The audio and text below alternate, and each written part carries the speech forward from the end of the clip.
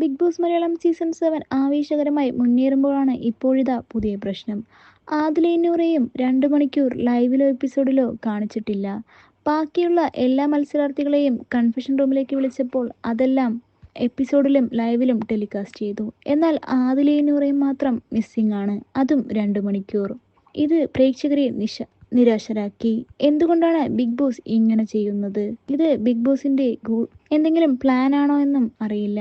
Big boss കാണുന്ന പ്രേക്ഷകരൊന്നും മണ്ടന്മാരല്ല, ആരെയും മണ്ടനാക്കാനും ശ്രമിക്കരുത് എന്ന് പറഞ്ഞുകൊണ്ടാണ് നിരവധി കമന്റുകൾ വരുന്നത്. പ്രേക്ഷകർ മാത്രമല്ല, അവിടെയുള്ള കണ്ടസ്റ്റൻസും പറയുന്നുണ്ട് അവരെ രണ്ടുപേരെയും എന്തുകൊണ്ടാണ് ഇത്ര സമയം കാണാത്തത് എന്നുള്ളത്. പ്രേക്ഷകർ ഒന്നടങ്കം ചോദിക്കുന്നൊരു ചോദ്യമാണിത്. ഇപ്പോൾ ബിഗ് ബോസ് കാണിക്കുന്നത് ഒരു ഫേവറിസം അല്ലേ എന്നുമാണ് പലരും ചോദിച്ചു വരുന്നത്. ഇതിനുള്ള ക്ലാരിറ്റി ബിഗ് ബോസ് തന്നെ പ്രേക്ഷകരിലേക്ക് അറിയിക്കണം.